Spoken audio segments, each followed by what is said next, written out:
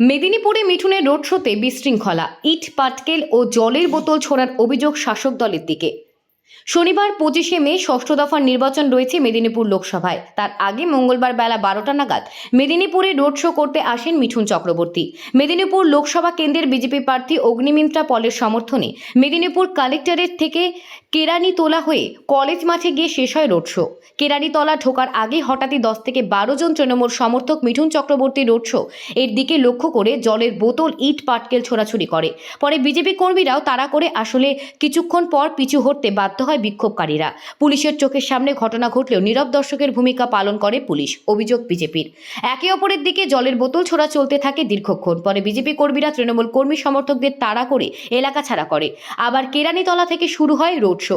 রাস্তার দুপাশে সাধারণ মানুষের যথেষ্ট প্রায় কয়েক হাজার কর্মী সমর্থক নিয়ে মেদিনীপুর শহরে রোড শো করলেন মহাগুরু মিঠুন চক্রবর্তী।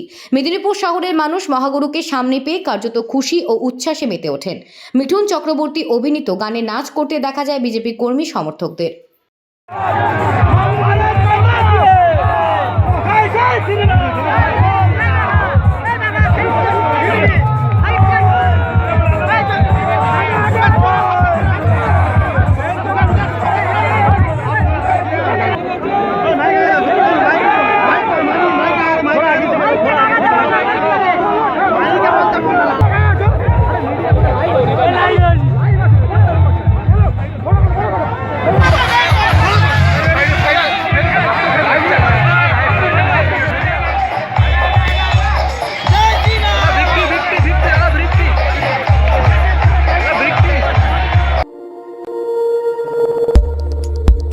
আমাদের সাথে থাকুন এবং দেখতে থাকুন নিউজ প্রাইম টাইমস, আপনাদের সাথে, আপনাদের পাশে।